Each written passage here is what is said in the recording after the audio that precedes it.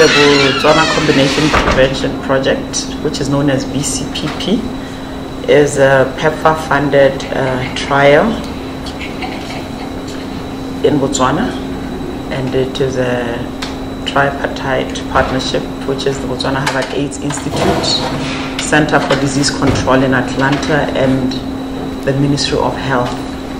So basically, this trial kicked off around 2014, and it has 3 components to it. Really initially had 3 protocols. One, the evaluation protocol under the Botswana Harvard AIDS Institute partnership, and the clinical component under CDC and Ministry of Health. So the Harvard AIDS Institute is really responsible for protocol 1, which is the evaluation protocol. So basically this study is a pair-matched randomized community trial. 15 pairs in 30 communities, which span from southern Botswana all the way to Okavango. The first year really focused on establishing the baseline of the HIV situation in Botswana. We appreciate that through the Ministry of Health and other stakeholders, Botswana really has been leading in the forefront in terms of HIV treatment and care provision. So at baseline, for the 15 communities, we did appreciate that actually, interestingly, about 83% of the people who tested positive knew. Of the 83% people who were positive actually knew that they were positive. And of those, 87% of them were already on treatment, that is on ART. And of those who were on ART, about 96% of them were actually suppressed. So really this baseline did give us an idea that in terms of our national statistics at program level, about 70% of all the HIV positive people in Botswana were actually on treatment. This was quite exciting for us, especially in light of the UNAIDS 1990 target for 2020 to achieve epidemic HIV control. Yeah. So basically, from the first year when we did the baseline, the subsequent years were really to implement the rapid scale-up of these interventions in the intervention communities. Remember, the control sites, we're just looking at business as usual, meaning in terms of Ministry of Health or programmatic activities and so forth. And then for the intervention communities, it was really enhanced, meaning that enhanced testing, we're flooding the community, doing household testing and so forth. Secondly, for those who tested positive, ensuring that they linked to care. We know historically people do test, but sometimes they would not link to care and start treatment for many other reasons. It could be stigma, it could be issues of distance and so forth. And also to offer circumcision as a protective, a preventive measure for those who are HIV negative males. And for any positive woman, should be tested, and if positive, offered treatment. If negative, we just need to reinforce the messaging. Well, number one, for the intervention sites, because as a trial it was well resourced, so it was well resourced in terms of staffing. We did complement whatever the Ministry of Health had, and but I think the biggest learning here, and would be part of the outcomes of this trial, would be looking at that cost effectiveness aspect of it. This was the intervention which was resourced, and we had the control, which was business as usual for government. So it will give us a good idea on the costs of averting a new HIV infection. Also, the evaluation protocol looks at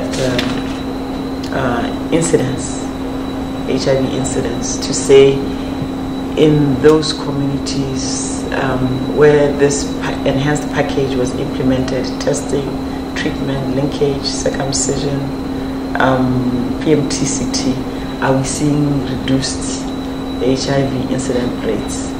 I think this was key for Botswana, which had a relatively high coverage and a good treatment program, that the HIV incidence was still over 1%. So we're hoping to see that after the study it may be less than that. Because it was a community trial, also the other aspect would be looking at the transmissions and the transmission factors, to say in these communities, by mapping, by genotyping, are these infections from inside the community or outside the community?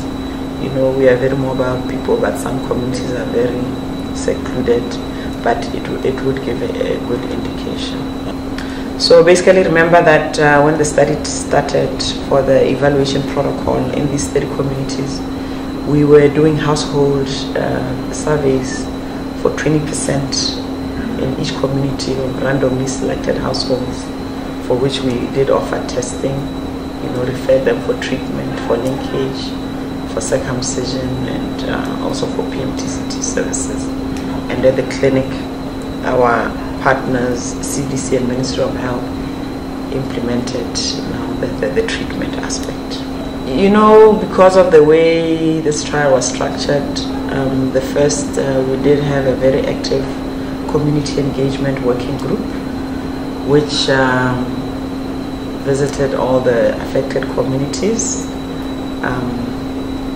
presented it to the leadership, the VDCs, other stakeholders, and we also had a community forum through the Kotla to introduce the study, what it's all about, its intended losses or benefits. So the response was generally good in the communities. Also, we, you know, with trials, we also had community advisory boards from each of these communities. We had citizens of good standing who represented the interests of the community in terms of their wishes, their needs, what their expectations or challenges or disappointments, if any. You know, it kept the trial in check. The first year, like all, you know, sometimes, you know, when you get into people's households, they're skeptical because they worry about issues of confidentiality and so forth. And the second year, they were very receptive. Actually, in some of the communities, we struggled a bit because, you know, there was the 20% randomization. When you get back the next day to finish your appointments, you know, they call the uncle from the cattle post. They say the people are here, let's all come and test, which was good. As much as some were not eligible for the trial, at least we did offer the service outside the trial of testing so that they could be referred to the facility if they needed any intervention. I think the way forward, from what we're getting, we get a sense that incidents may have dropped, but, you know, we can't say for sure until the statisticians have done everything. You know, a lot of this was blinded, especially around the incidents. But we have seen in those communities, in terms of linkage to care, you know, the time frame people test and the time frame at which they link. And we've also appreciated that, you know, some people may not want to get services in their communities. They get services outside the communities.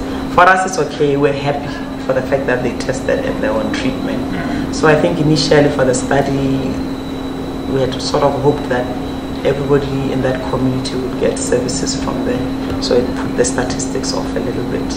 But other than that, it has also reinforced the government program, because we were actually giving care, you know, seeing patients and so forth. Behavioral change is a difficult thing, where we hope it has influenced health-seeking behavior, you know, in terms of testing, you know, wanting to know your status.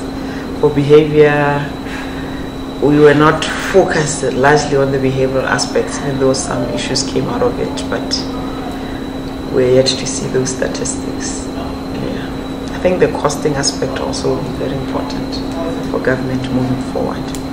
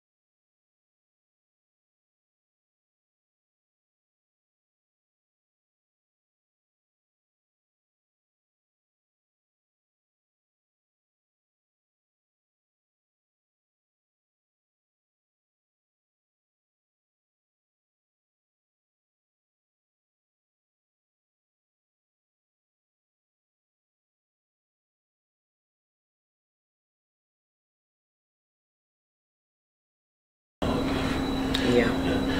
Just out of curiosity, maybe I'm a bit less informed on the 1990